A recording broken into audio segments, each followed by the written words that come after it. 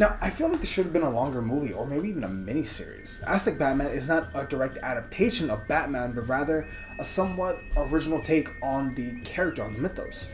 I would say it's somewhat of a different version of Batman that was sent through time, right? Because we've all seen that Batman, right? Like this one right here, this is from the comic where he shot Darkseid and was sent through time and stuff. That's how we also got like Pirate Batman and whatnot. Now, this film does take place during a real period of time, right? Around this time that the Spanish conquistadors were in Mexico and committed genocide. And genocide is the right word. They invaded Mexico, apparently, essentially, and to try and take gold and whatnot. Now, Joali, he's our Bruce Wayne stand-in. His mother died when he was young, and his father is the chief/main priest for their village, while he has a bit of a disconnect with the Bat God, whom he blames for his mother's death.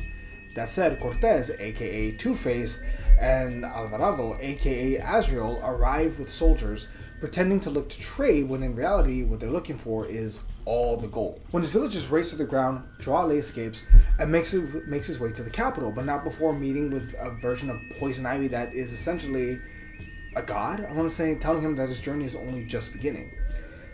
He warns the king to be wary of Cortez, but Yoka, guess who that character that is, the high priest and a Joker stand-in, states that they should welcome him in, that they should try to be friends and be friendly. That's what the gods demand. Welcome Cortez. Now, it's at this point that we have Joali's montage, and him becoming Batman, along with the mythos and the sighting of the Jaguar Woman, aka Catwoman. Cortez is scarred and the war's on, and frankly, it's a mostly good movie with plenty of solid action sequences and a lot of cool and interesting takes and ideas. The movie also technically closes out with Joali becoming like a proxy for the Bat God, while the Jokers and Two-Face are seemingly set to team up. It's close enough to enjoy the Batman mythos while keeping you up to date, not being an exact carbon copy. Think of Gotham by Gaslight. Some liberties are taken. This film is rich with stories and set pieces and ideas, but if anything, that might also be the problem. It's so stuffed to the brim with story. At times, it feels like we're progressing way too fast and not really letting things breathe. The worst thing about this movie is, and I'm sorry to talk about it, the animation isn't always top tier. Bear in mind, it's a small animation team, right? Anima is the only real big animation production company in Mexico. It was outsourced from WB. So that probably explains why it's so, I guess, accurate to the time. Like some of the stuff that they show, you know, the significant historical moments, they do show them. It's not a bad thing, it's just you kind of hope that the animation improves if and when they do a sequel, which Secret Ending suggests they will. Now, that said, let's talk controversy. So, I will be the first to admit I'm not the most knowledgeable on the front of like the Spanish conquistadors and Aztec Empire and whatnot, but from a very surface level knowledge, everything seemed somewhat accurate, even down to the human sacrifices.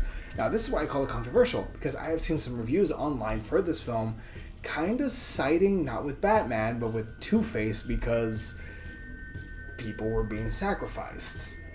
And how the Spaniards were right to want to bring culture to the savages, and on that side, I will say, go fuck yourself. From again, my very limited knowledge, the Aztec people believed that it was vital and a sacred act. To sacrifice oneself to the gods was a great honor. It's like a Catholic priest or a Catholic person receiving the body of Christ and the blood of Christ on a Sunday. It's considered a sacred act, right? Same kind of concept and idea. They didn't think of it in any other way as, oh, you're dying, because it's just so part of their everyday culture, and you're not dying, you're moving on to the next plane. And I'll leave it at that. Aztec Batman, for me at least, is a 7 out of 10. If the animation had been better, the score probably would have been an 8. It's a very good movie, and I really, really hope that they continue with the series. If Batman Ninja got a sequel, hopefully this one will too. It's good, but again, I think also it would have been better maybe as a mini-series, but we'll just have to see what the sequel holds. Sorry for my hair keep falling. But yeah, what did you think of Aztec Batman? Let us know down below, and catch us next time.